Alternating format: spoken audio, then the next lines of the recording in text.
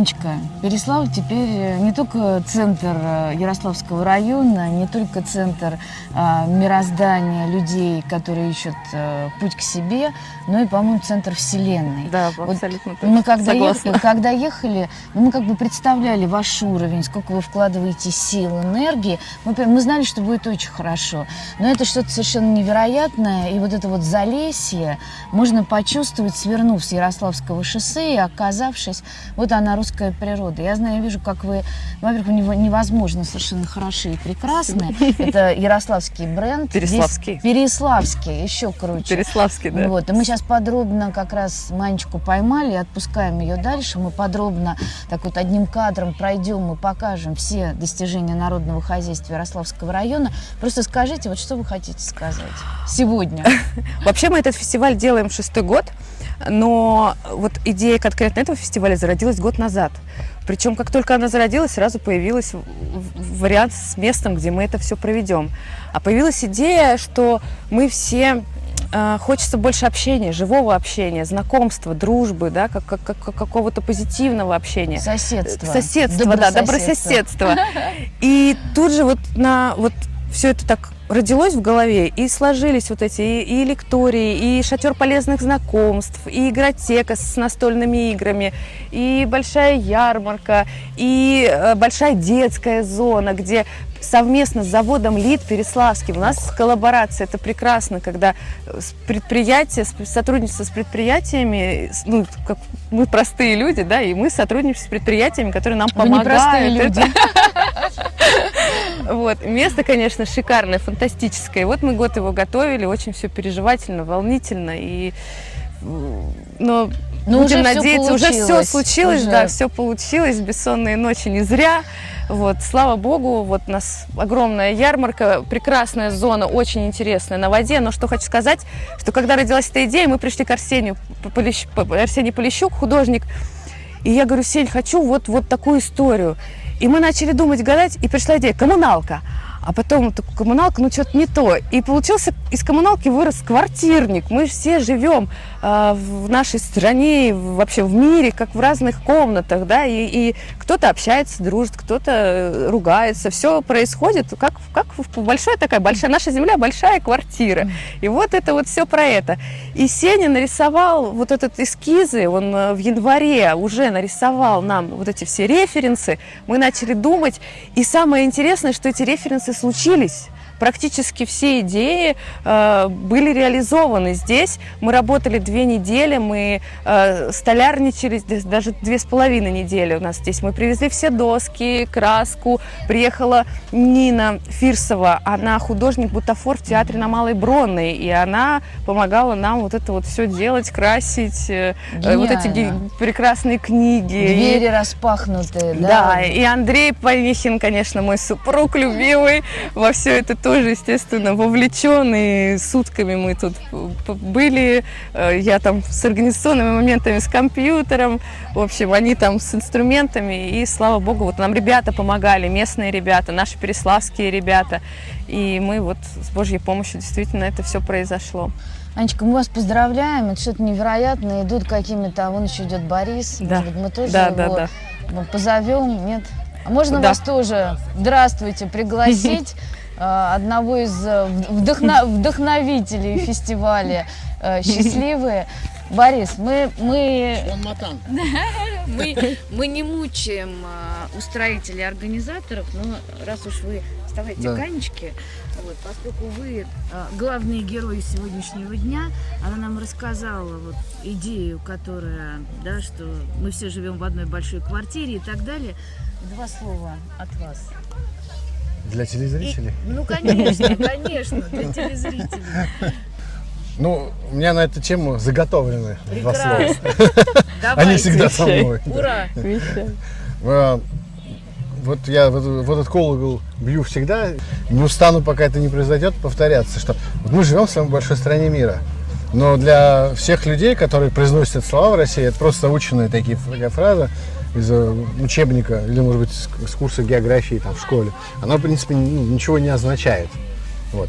При этом одновременно мы употребляем такие словосочетания, как там «наша страна» или «моя страна». Но обычно, когда мы говорим что-то «наш» или «моя», мы там квартира, моя дача, моя машина, не знаю, моя семья, то значит, ну, это зона как бы творческого такого, творчества, созидания, приложения какой-то моей ответственности по отношению к этому пространству, о котором я говорю.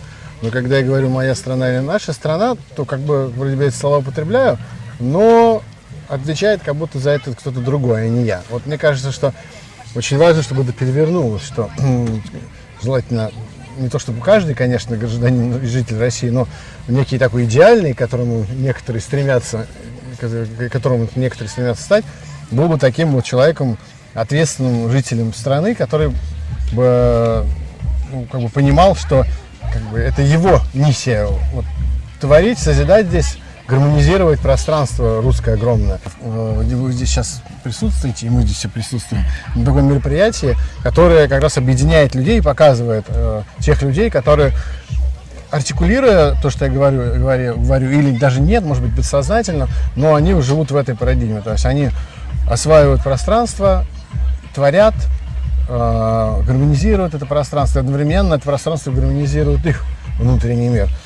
Это Вот. самое главное. Да. Я понимаю, что у вас миллион дел, но пространство, я пытаюсь докричаться до микрофона, Да. оно, конечно, гармонизирует человека. И вот это очень важно. И мне кажется, за 6 лет, да, что делается, это невозможная титаническая работа. Она такая и видимая, и невидимая одновременно. Мне кажется, очень многое в городе меняется, правда? В городе и вообще в районе тоже.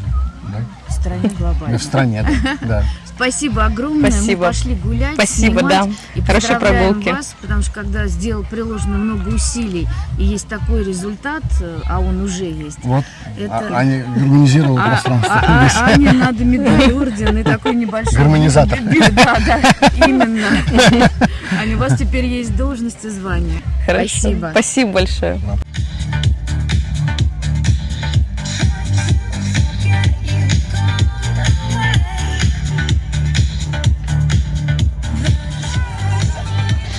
Фестиваль счастливых – это не только замечательные люди, которые все вместе собираются в одном месте, чтобы что-то купить и чтобы что-то продать, но это всегда какая-то идея и концепция самого праздника.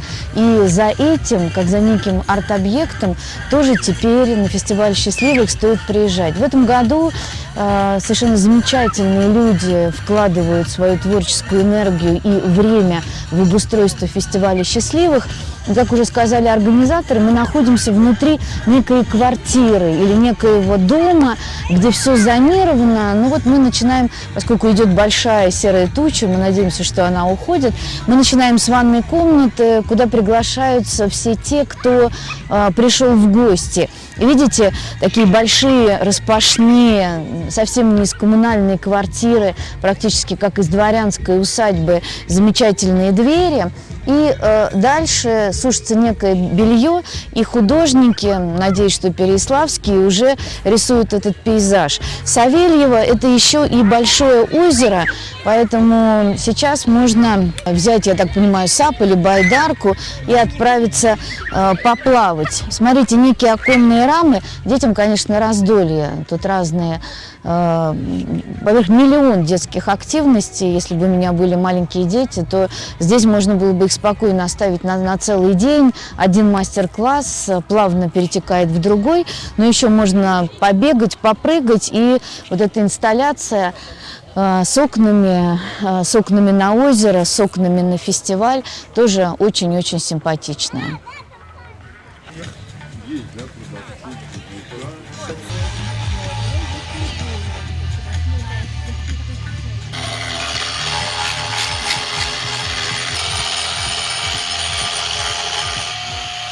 Интересная тема.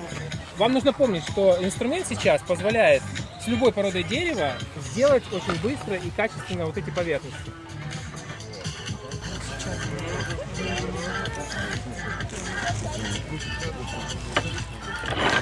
Самые разные инструменты, которые позволяют вот таким образом невозможным обработать дерево, либо начать какой-то свой собственный проект, либо взять и отделать целый дом. Здесь разные насадки, и если бы мне не сказали, что это какая-то сложнейшая ручная работа, я бы ни за что не поверила. Посмотрите, какая какие соты. Ой. А, Марусь, у нас с тобой большие перспективы.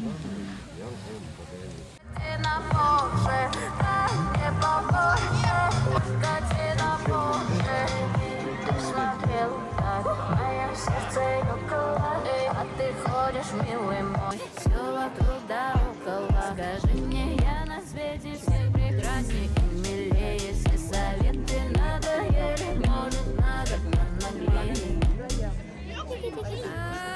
Да мне побольше, ой, да на подольше. Талию потолще, прокати на Порше. Да мне побольше, ой, да на подольше. Талию потолще, прокати на Порше. Все отстаньте. Как вы, ничего? Ничего, я буду выступать в час 30, если вдруг... Я знаю, как получится, не Да. обещаем, но как получится. Будем рады, спасибо. Ну что, мы встретили главного героя, который сказал, я наконец-то хочу увидеть это с людьми, потому что без людей это было совершенно замечательно, но поскольку мы не видели, как оно было без людей, мы хотим сказать, что с людьми это совершенно гениальная история. И самое главное, это видишь счастливые, можно я даже скажу, обалдевшие лица людей, которые совершенно да, вот заходят, выходят в эти двери и так далее. Это центральный вход, это столовая. Да, Арсений, какая была идея? Потому что мы уже взяли интервью коротенькое у Ани Панихиной, но хочется послушать художника. Первоначально концепция – это коммунальная квартира. У меня родилась, потому что, ну, то есть разные локации, их надо было как-то объединить. И еще самая главная идея – это то, что люди должны знакомиться друг с другом, Аня мне сказала. Я придумал вот эту коммунальную квартиру, а потом это плавно переросло в квартирник. И, соответственно, двери нужно было, как всегда, дешево же, да, но сердито. Это моя тема. Вот, и двери – это как порталы, это очень мощно выглядящие вещи, и они как раз-таки объединили все это пространство, и они как арт-объекты. Вот, и книги для меня было тоже очень важный момент, то есть это мессендж такого, Так это притянуло два книжных проекта. Да, мы сейчас да. пойдем про них рассказывать. Да, это здорово. Но книги были в начале. В начале, как, да, как кабинет, то есть как мне нужно было отбить, по темам. Столовая – это гастрозона, детская – это и спортивная площадка. Вот это. Детская гениальная Да, получилась. вот она закрывается, дверь открывается, закрывается. Вот, гостиная, процентов на 80, я могу сказать, все осуществилось, то, что я хотел. Вот, и, соответственно, все это объединение. Вы в ванной были? Конечно, мы с нее как раз и начали. Потому что для меня вчера... Развешенное белье. Да, это... вчера девчонки делали вот эту клетку на планшете сцены на воде. Для меня это было очень важно, потому что это тоже вот, так как я сцена обыграна не полностью, но это должна была клетка состояться. И вот я сейчас как раз хочу... Сколько комнат? Не скажу. Не скажу. Но по вот этим вот штучкам, которые я делал, по-моему, 6 или 7. Вот. Потому что там тоже все менялось. Вот, и двери, и количество, и все. Но, Вот да. когда уже все получилось, когда народу очень много, сразу начинаются идеи про следующий Нет, год. нет, тишина, медитация, тишина, вот нужно как бы парить. Сейчас я хочу парить, вот. Завтра я начну уже что-то думать, но сегодня я хочу только парить. Арсений, я вас поздравляю, Спасибо. всех организаторов, получилось Да. совершенно гениально, Спасибо. и мы пошли, все покажем.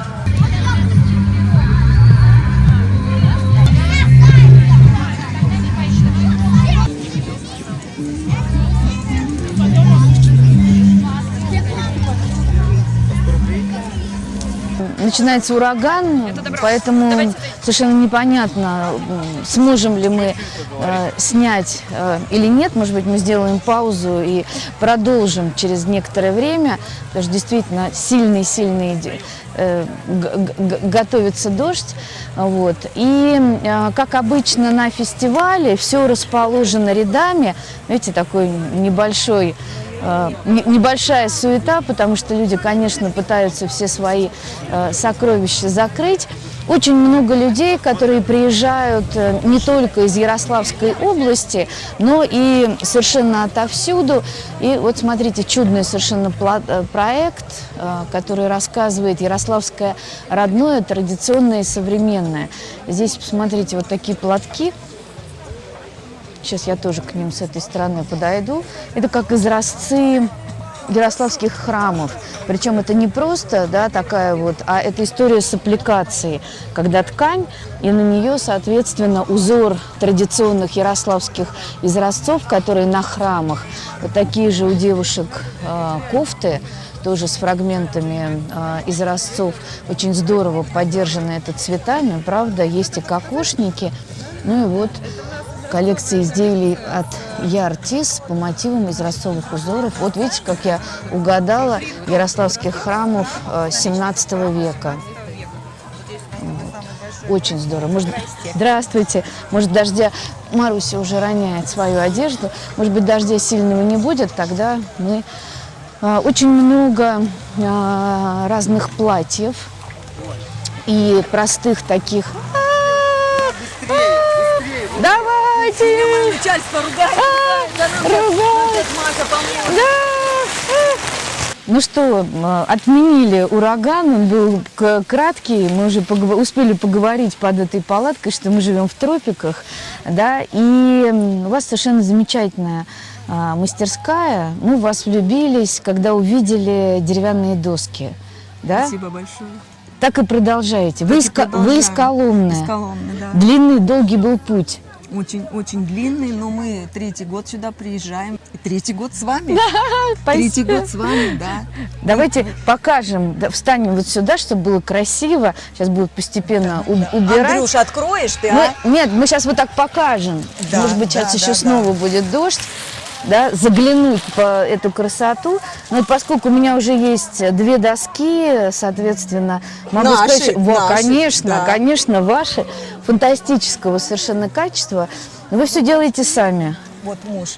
Где наш герой? Вот герой, пожалуйста, герой, да. А как вообще вы научились? Дедушка, папа? Дедушка. Кто? Дедушка? Давайте Почему? вы рассказывайте все. Почему дедова? Разворачиваемся к Марусе. Марусе, да. Вот я как раз хотела подвести к названию. Доска-то Дедова. Это благодарность деду за то, что дал ремесло после службы в армии долгой, чтобы не сидел на скамеечке, не скучал, да, уже сами деды, поэтому... Ну, а внук есть, который готов? Есть Семен, внук Семен, да. Нет, А Семена оставили дома? Оставили дома. Ну, на будущий год Семена привозите.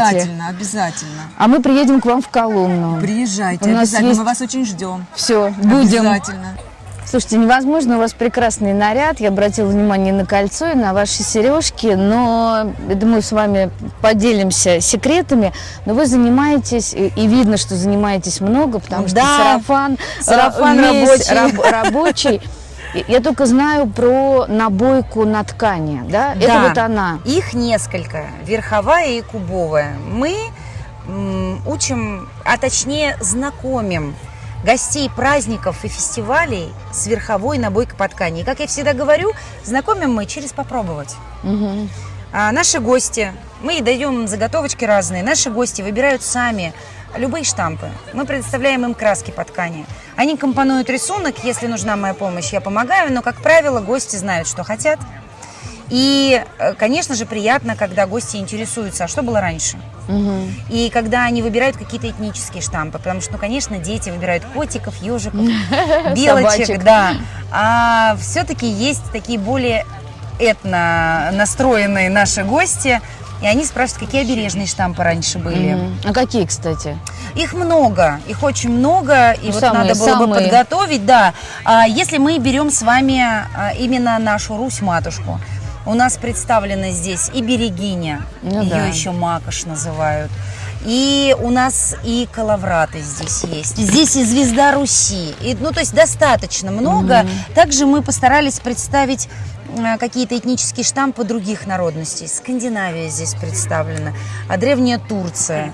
И даже есть какие-то, например, штампы, которые символизируют, ну, знаете, а-ля наскальные рисунки. То есть мы не какое-то небольшое такое представление себе, как вот это было бы, как бы это выглядело, если бы это было набойкой. Раньше набойчики выглядели... Вот что-то у меня все из рук падает, прошу прощения. Раньше набойчики выглядели вот Да. так вот. Это резалось из дерева. Мгм. И вот эти вот набойчики нам прислали из Индии. Ух ты, ничего себе. Палисандровое дерево, они долго вымачивают в масле. Обычно все из Китая, а тут из Индии. Вот, нет, это индусы мне режут но штампы. режут и наши. Я знаю, что есть наши мастера, Конечно, которые очень тоже... сейчас много умельцев, да. Спасибо вам огромное. Когда мы на одном из первых фестивалей, который, кстати, тоже был на поле, разложили книги букинистические, все были страшно удивлены, но я хочу сказать, что там были и просто собрания сочинений, книги по искусству, и абсолютно все у нас раскупили. И вот, пока мы успеваем между дождями, шатер с книгами.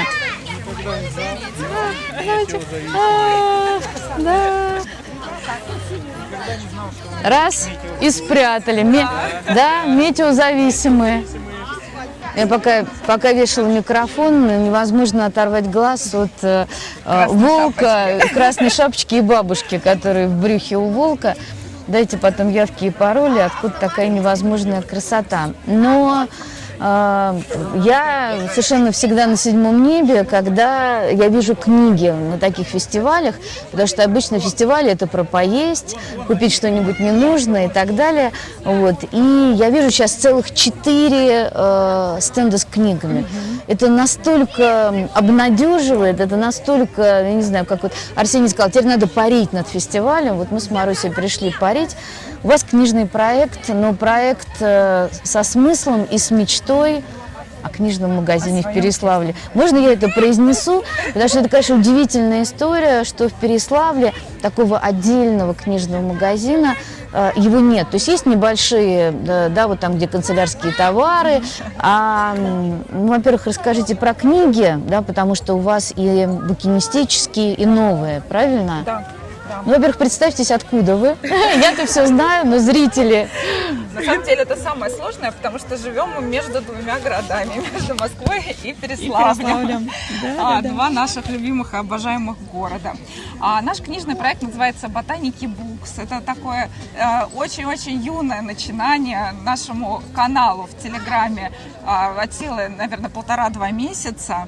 И началось все с канала. А потом мы решили приехать на фестиваль «Счастливые» и показать книги, которые нас вдохновляют, которые нам очень нравятся. И мы подумали, что нам хочется показать книги, которые у нас в первую очередь ассоциируются с Переславлем. Первая книга, которая появилась, это была книга «Ветер». Ну что, где она? Да. Есть она? Совершенно прекрасная. Рядом. Ох. Вот такая книга. О ветре во всех его проявлениях, какие бывают виды ветра, как он появляется, как человек использует силу ветра. У меня, поскольку дети уже выросли, я вообще не в курсе этих последних детских новинок, вот, но замечательно совершенно. А почему ветер и Переславль? Мы, наверное, поясним, потому что именно в Переславль приезжают любители водных видов спорта, поэтому Переславль ветер. А еще какая книжка ассоциируется с Переславлем? Конечно, «Золотое кольцо» с Тимкой Тинкой, путеводитель, очень Очень приятный, милый, да, дорожный такой формат. Замечательный совершенно проект «Пешком в историю». У меня, кстати, моя средняя дочь училась в одном классе с сыном Кати, который этот проект сделала. И это мыши, которые исследуют, путешествуют сквозь века. Я, кстати, не видела, надо срочно купить Переславль-Залесский. Да вы что? То есть вы подбираете книги, поскольку вы... Нет, ни в коем случае, нет. Ну, я подержу пока, нет. Ну, нет, это как в Грузии. Знаете, какая у вас прекрасная картина. Да, реально. Поэтому я, когда приезжаешь в Грузию, ты как бы уже даже не делаешь никаких комплиментов, потому что ты понимаешь, что сразу же все снимается. Ой. У вас, вы сами мамы детей, которые в том возрасте, когда изо всех сил еще вы им читаете, но уже они начинают читать сами. Вот. И вообще расскажите сами, куда эта мечта должна двигаться? Мы хотим сохранить культуру бумажной книги. цифровизация это все замечательно, все хорошо. И, конечно, и аудиокниги, электронные книги, они очень облегчают нашу жизнь. Это здорово. Но нам хочется сохранить вот этот запах книги. Это невероятное чувство, которое охватывает тебя, когда берешь бумажную книгу. В то же время хочется ходить на культурно-массовые мероприятия с детьми. Вот книжные ярмарки. Это одно из вот, таких да, мероприятий. мы с Таней отдельно ходим, когда мамочки отдельно сходили, а потом обязательно с детьми. Я тоже иду в 2 захода Да, обязательно. да. Ну, на нонфикшн, кстати, всегда огромная совершенно детская программа. Детская, да. То есть вы все-таки эта история направленная на Москву или на Переславль? Ну, есть же мечта, вы же как-то ее формулируете. Переславль, конечно. Какой он должен быть, книжный магазин вашей мечты? Давайте формулируем. У нас уже есть проект. Правда? Да. Ну, пока проект, конечно, только в голове, не на бумаге. Но мы бы очень хотели открыть, наверное, даже у нас в Виськово, не в самом Переславле. И мы бы хотели это сделать на природе, чтобы это сочеталось еще с, ну, может быть, рядом с озером, с природой. Почему мы называемся ботаники Букс? Нам хочется связь какую-то иметь, где детки могли бы приходить и книжки полистать, плюс и растения посмотреть. Мы увлекаемся все, комнатными растениями, вот, и пытаемся свои клумбы возделывать у себя на участках. Хотелось бы, чтобы и детки тоже с нами были рядышком. Да. Потрясающе. Пусть оно так все и будет. И будем мечтать, что следующим летом, да, мы уже придем снимать обзоры. Ботаники, я подумала, сразу представила себе, как мой старший сын в очках, который с книгой провел первые 16 Эти тоже лет. наши. Да? Этих тоже берем. А здесь еще сложно такое. Да, да. Спасибо.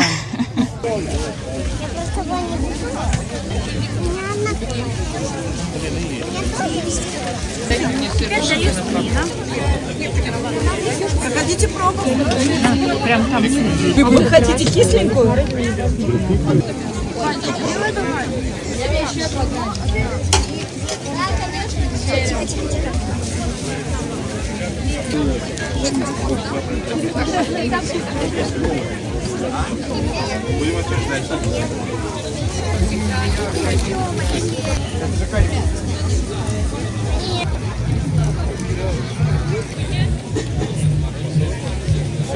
Но он не совсем бурбон. Бурбон это минимум 51%.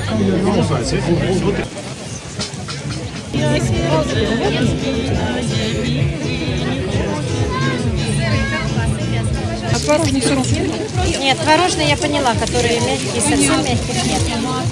50. 450. За моей спиной, да, вот та самая столовая или кухня и огромное количество переяславских и не только переяславских мастеров, которые продают сыры и прочее, прочее. Смотрите, можно купить сразу и помидоры черри, и огурцы, и последнюю, уже точно последнюю в этом году клубнику. Но вот это моя совершеннейшая любовь. Значит, вот эта вещь, которая у меня работает уже 3-й год. Это на самом деле флюгер, это селезень или утка, здравствуйте, которая крутится и которая, вот мы ее даже не убираем на зиму. Вот. И я, наверное, сейчас куплю еще одного. Есть еще самолетик, обратите внимание. Слушайте, скажите, сейчас я включу микрофон. Видишь, он у меня включен. Из чего вы их делаете? Потому что я ваш поклонник. У меня фанера. Слушайте, а как она так обработана? Ну, это на станке обрабатывается. Это... Станок такой, который вырезает форму утки. Но эта утка вечная, Да. она зимой машет. У меня она Да. 3-й год. Ну, такая конструкция, все. Потом берем Кто красками. делает? Я лично их расписываю, Да вы что? мастер их вырезает, да. А где можно, тем, кто захочет тоже такую птичку, где ее можно купить? У вас есть какой-нибудь? Вот у нас Инстаграм. Это такая радость. Спасибо. Гениальная была идея. Ну, да. Это аромалампа. Внутрь мы закладываем свечку, которая горит 2 часа. А сюда мы наливаем воду и делаем собственный коктейль из ароматов. Потому что запахи, они индивидуальны, они обладают лечебными свойствами и всевозможными. Да? Это можно сделать с детской, например, перед сном ребенку накапать, пока вы читаете книжку, сказку, он успокаивается, засыпает, вы свечку тушите и уходите. То есть эта лампа достаточно на одно пространство. Вот. Совершенно как будто бы абрамцевские плитки, да, те, которые мы видим на фасадах, в том числе и московских домов. Смотрите, это как будто Плещеево озеро. И вы никогда не догадаетесь, из чего они сделаны? Так. Это ресайклинг советского кафеля страшного. Фантастика. Сейчас у меня идет выставка у Домотканова как керамиста, посвящена маминым тканям. Ух, здорово. То есть Приедем. я обнаружила в 70-е годы чемодан с мамиными тканями и с одеждой, которую она шила сама. Вы знали, какая это сейчас моя тема. И дизайн 70-х годов я просто переложила в керамику, потому что ткани, они же тлеют, они не такой долговечный материал. И керамику мы можем увековечить, и мы можем переработать тот дизайн, интересно. потому что в том дизайне очень много радости, много энергии. Это 70-е, они очень жизнерадостные.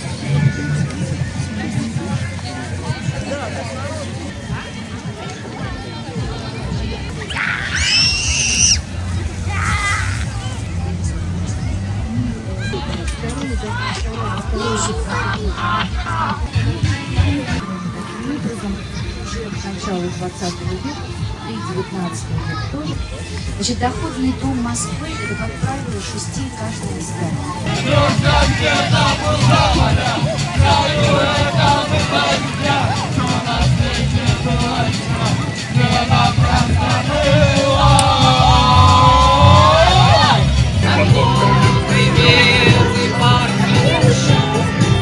От 3 до 100. Завтра такие 2 часа.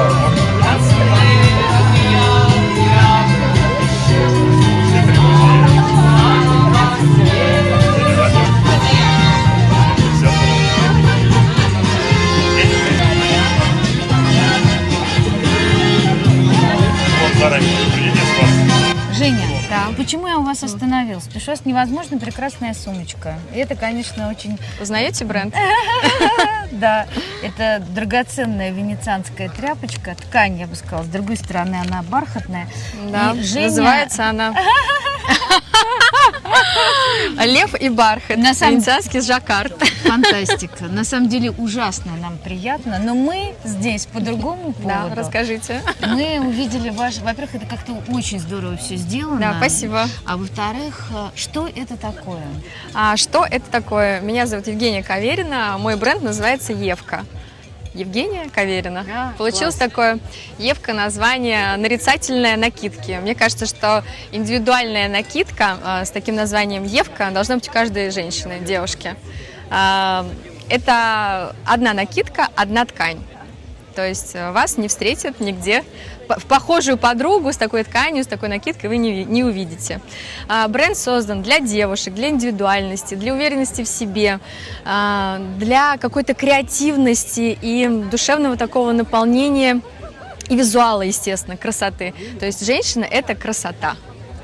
Мы можем быть в какой-то базовой одежде, берем, накидываем накидку. Мария, давайте Space Rose. А кидайте вот сюда на стул. Космическая роза. Да. Это фэшн. Да, то есть вы можете ее завязать, можете... Не так хорошо. Да, вот. Рукава, борты специально сделаны, чтобы подвернуть. Да, как раз тут такая же ткань, да. Марусь, мне идет? Очень. Пояс специально не закреплен нигде, чтобы выбор за вами. Up to you. Ну, это еще и гениально. Я тут микрофончик свой оставила там. Это еще и совершенно гениальная такая вот история, да, когда ты с утра не успел, да, как-то привести себя в порядок, еще вышел к домашнему, ну и так вот.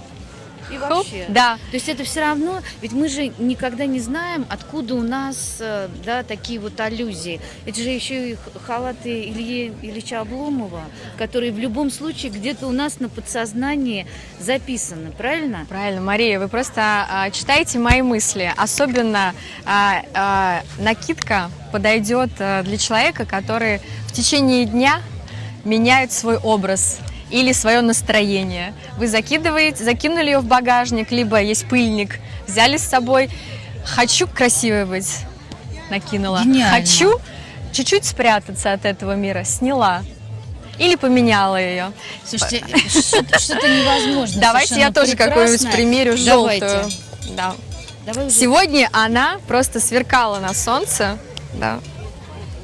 Натуральная ткань, все итальянские ткани, я их ищу, я за ними ездила в Питер, чтобы ни у кого таких не было. Это очень красиво. Бейка. Очень. Все ткани, весь пошив. Тут внутренние кармашки, то есть слушайте, я такая... и замечательный совершенно крой. Прямо да, чудесный. разрабатывала я специально.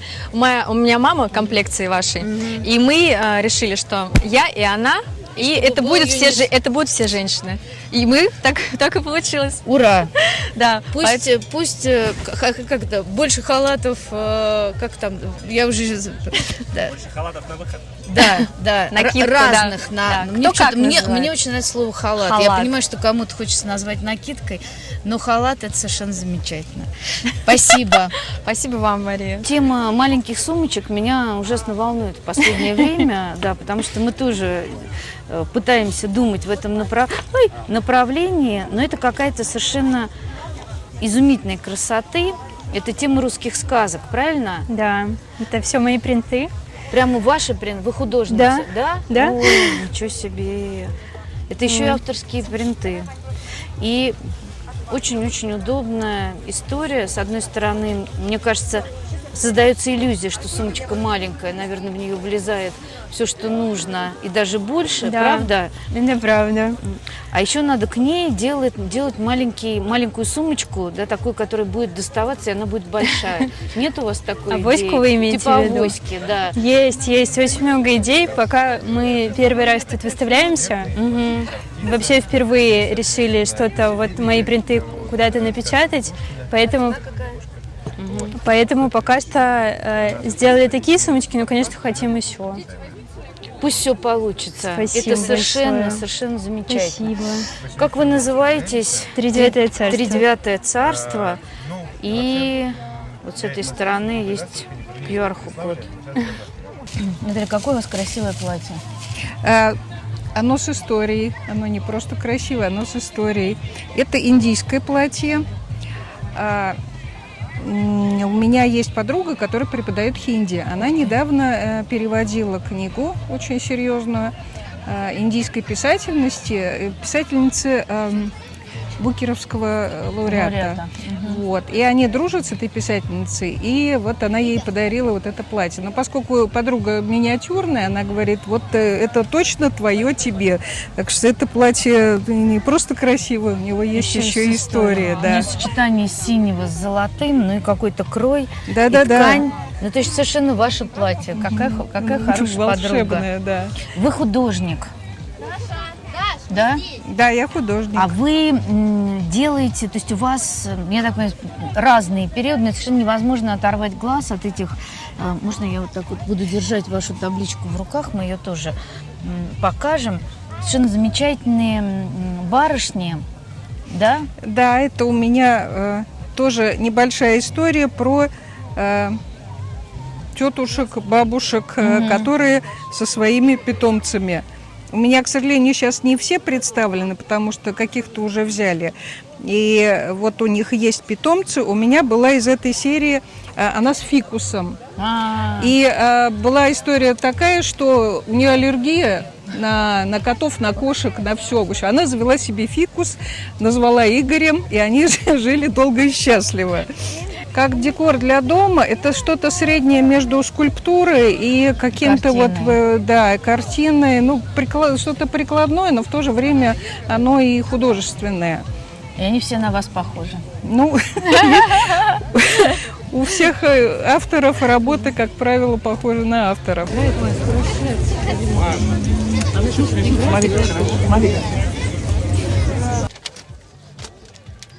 Ну что, я пришла за моим зеркалом, я его купила с самого начала, вот, потому что я обожаю такие вещи.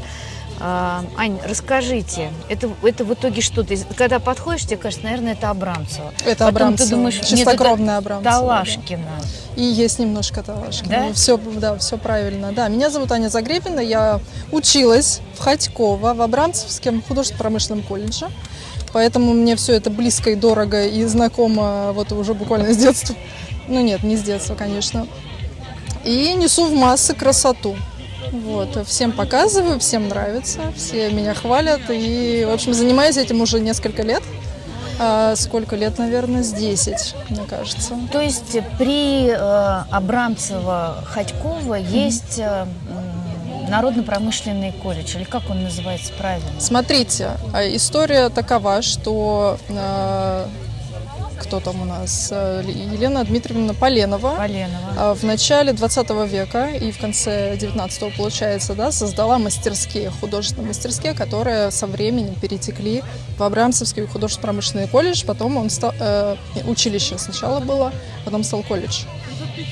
И он здравствует до сих пор, выпускает талантливейших людей. Вот сейчас у нас пару лет назад или сколько, ну, в общем, не очень давно вот открылись новое отделение, там и дизайн появился. Ну, то есть выпускает как прикладников, так и какое-то более современное, что ли, направление. 4 года. Да, сейчас 4 года. Я была последним, кто учился 5 лет. 5 лет. Это общежитие? Да, там все по полной программе. Там коммуна, я бы сказала, художественная. Прям настоящая, такая, как была вот... Мне кажется, да. Да? Я себе мню, что я именно так было. Почему-то именно так себе это и представляла. И, то есть можно, получив художественное образование, поехать туда поступать и вот иметь счастье вариться, да? Да, конечно. У колледжа прекрасная база учебная. Вот, и поэтому даже если вы не собираетесь быть резчиком по дереву или металлистом или кем-то другим, то просто получить прекрасное художественное образование. Там остались великолепнейшие учителя, преподаватели. Там вообще до какого возраста берут? Я шучу. Слушайте, этого я не знаю. Не узнала. Слушайте, вы резчик по дереву, да? Смотрите, опять же, я окончила по отделению художественной обработки металла. Да вы что, поэтому здесь я вижу, вот это мой диплом. чека. Это диплом, он называется БАСМА. Это вид художественной, вид ювелирной техники. Пришел к нам из Византии, так что вот это. Здравствуйте. Здрасте. Ой, извините. Так, пришел к нам из Византии. Из Византии, да, по-моему, в 9 веке, если мне не изменяет память, конечно же. Вот, и развился на Руси в какое-то что-то новое, что-то масштабное, что-то огромное и большое и красивое. Опять же, это сейчас все возрождается. Ну, сейчас, правда, больше используется в, как сказать, в церковных делах. То есть иконы, киоты, какие-то иконостасы, вот это вот все. Но я вот опять же вношу это в какие-то светские изделия, мне нравится, народу тоже нравится. Да гениально. Тут я хотела, кстати, вот. Да, вот это вот как раз чеканка. То есть это не чеканка, это басма называется, басма. А в чем разница? Чеканка вручную делается, басма с использованием станков. Ух ты, здорово. У вас еще были совершенно грандиозные, такие как пеналы, но человек, я хотела хотя бы один, у меня совершенно не по-джентльменски, в общем, оттеснил. Ну, не знаю, мне кажется, это совершенно замечательно. Вы работаете вообще на заказ? У вас можно что-то заказать, какую-то... Да, разумеется, вот по телефону, WhatsApp. Я ухожу с зеркалом, это не могла с ним. Ради этого я работаю. Да, и вот еще чудная совершенно полочка с птицами сирен. Вот, на нее можно, я не знаю, что угодно поставить. Она может быть и иконная, и может быть просто для каких-то ваших таких важных вещей. Совершенно замечательные такие коробочки, ну, я не знаю. Сахарницы и солонки. Сахарницы и солонки. А я сразу подумала, что вообще можно что-то такое положить, вот, даже не знаю. И, конечно, пусть все это развивается, пусть больше поклонников. Я прикладываю все усилия для этого. Это видно. Спасибо огромное. Спасибо вам. Восторг. Аня, ну, во-первых, вы сами невозможно хороши, и я увидела у вас вот это, с одной стороны, традиционное, да, с другой стороны, очень популярное сейчас среди современных мастериц украшений, вот еще серьги какие-то, тоже невозможно прекрасные. А можно еще перекинуть? Можете себе представить? Как эта штука называется? Это коса, и на ней накосник. Да, вот тоже накосник. Есть накосники на лентах. Смотрите, это из 19 века.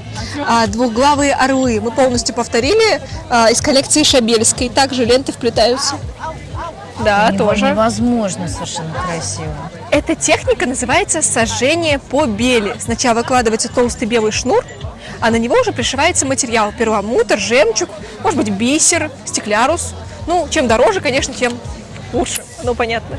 Все это делается на шелке, чтобы было удобно носить. А что вы заканчивали? Исторический факультет Балтийского федерального университета. А я думала, что вы какой-то художественный, потому что, с одной стороны, это, конечно, такие вот, да, вещи, которые имеют историческую канву, подоплеку, а с другой стороны, как вообще? То есть у вас нет какого-то текстильного, да, профессионального образования? Мы делаем вместе с мамой, и у нее есть профессиональное швейное образование. Так что у нас как бы хорошая, слаженная команда, мы и с исторической точки зрения сможем посмотреть, и с профессиональной тоже все схвачено. Это вот сюда. Да. Это очень красиво, это может быть любого размера. Любые ленты. Да, потому что крепится на ленту. Сюда вот в эти маленькие, ушки, и надевается. Какое у вас самое любимое из украшений? Тип или... Ну нет, вообще вот из всего, что вы делаете, или вместе с мамой, вот что вам... Я ежедневно практически ношу очень похожий ожерелок. Он натуральный, из перламутра, очень нежный. У меня еще меньше, там совсем буквально 4 ниточки, и он подходит просто ко всему, и можно не снимать. А раньше считалось, что если женщина ходит, а на шее нет ничего, это не очень хорошо. Нужно хотя бы ниточка, чтобы какая-то висела. Вот мне нравится, чтобы ниточка перламутра, жемчуга была на шее, это важно. Вы можете в свой повседневный образ, свой современный лук включить частичку традиции, и вы будете поддерживать все вот тренд на русское, который сейчас идет, и мне кажется, он потрясающий, это необходимо просто делать. А тренд вы ощущаете на русское? Да, однозначно. В чем? В чем? Я вижу, что изменилась длина у юбки, что народу хочется яркого, красивого, драйвового, столько молодежи в этом. Мы участвуем в фестивалях постоянно, именно где там традиционные. Это прям живое, и не пыль, которая хранится на полке, а прям которая вот движется вперед, как семена, знаете, нового мощного растения. Вот. Вы подпеваете Надежде Кадышевой? Нет, я не подпеваю Надежде Кадышевой. Я понимаю, что сейчас молодежь, вы об этом говорите, что они там все ходят на концерты Кадышевой. Есть классные традиционные песни, а Кадышева, к сожалению, не народная поет. Это как бы вот а-ля народная. А есть крутые ребята народные, типа Атава-йо. Вот Атава-йо круто. Ну, вот. Послушаем, мы такого не слыхали. Спасибо вам огромное. Спасибо вам большое. Мы любовались всю ярмарку. Пусть все получится. Благодарю. И пусть этот тренд, конечно, развивать, потому что мы тоже это очень-очень чувствуем, любуемся и всегда таких мастеров ищем. Носите, носите, приходите, носите. Какую-нибудь карточку, чтобы у нас показали. Есть QR-код. Как вы называетесь? У нас нет бренда, просто сойти. С фамилией, типа Корчагины. Класс. Вот. Замечательный фестиваль сообщества счастливых людей Ярославской области в этот раз объединил участников из разных больших и маленьких городов. И это, конечно, чудесно понять, что люди, которые живут с тобой в соседней деревне или, например, в 100 километрах от тебя, удивительные художники, талантливые виноделы, да, вышивают что-то необыкновенное, возрождают промыслы и так далее. Такие локальные местные истории, мне кажется, не только возрождают жизнь рядом с этими небольшими городами, но и собирают людей, дают им повод съездить в другую область. Из Владимирской в Ярославскую, из Тверской, еще куда-то. И ощущение праздника, ощущение ярмарки, когда это происходит вот так в чистом поле, среди природы, среди переяславских лесов, оно, конечно, совершенно огромное. Это требует колоссальной подготовки. Здесь есть масса деталей, которые нужно учесть. Вот эти одни только рамки металлоискателя, через которые все проходят. А это целая, да, такая история, чтобы все это учесть. И, конечно, хвала людям, которые берут организацию таких совершенно некоммерческих историй на себя, рассчитывая, что все это даст отзвук, даст результат в не ближайшей перспективе, а такая вот история, рассчитанная на года. Мне кажется, что получилось совершенно замечательно, и для многих вот эта поездка на Переславль счастливых людей в августе уже стала такой доброй традицией. Поздравляю всех и надеюсь, что фестиваль будет жить. И до встречи в следующем году.